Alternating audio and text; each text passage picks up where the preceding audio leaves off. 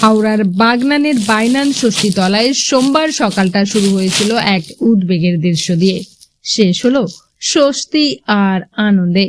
বেলা প্রায় 10টা নাগাদ বৈদ্যুতিন তারে জড়িয়ে তড়িতাহত হয়ে মাটিতে পড়ে যায় একটি লুপ্ত প্রায় হাঁড়ি চাঁচা পাখি। নিস্তেজ হয়ে পড়ে থাকা পাখিটিকে দেখে এগিয়ে আসেন এলাকার যুবক হিরু। চারপাশে ভিড় জমলেও থেমে থাকেননি তিনি। প্রায় ঘন্টা খানেক ধরে জল খাইয়ে যত্নে আগলে ধীরে ধীরে পাখিটিকে স্বাভাবিক করার চেষ্টা চালিয়ে যান। শেষ পর্যন্ত সেই চেষ্টায় সফল হয়। কিছুক্ষণ পর ডানা ঝাপটে নিজের শক্তি ফিরে পায় হাঁড়ি চাচাটি। তারপর মুহূর্তের মধ্যেই উড়ে যায় মুক্ত আকাশে। পাখির উড়ে যাওয়ার সেই মুহূর্তে হিরুর মুখের আনন্দ যেন আলাদা এক ছবি হয়ে ধরা পড়ে। গুরুগম্ভীর দিনের মাঝেও এমন ছোট্ট মানবিক ঘটনাই মনে করিয়ে দিল মানবিকতা এখনো বেঁচে আছে।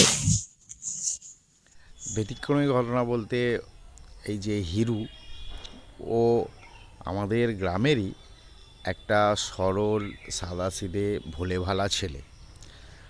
ও খুব স্বাধীনভাবে থাকে, খোলামেলা, এবং ওর সঙ্গে প্রত্যেকেই আনন্দের সঙ্গে মুক্ত বিহঙ্গের মতনই কাটায়।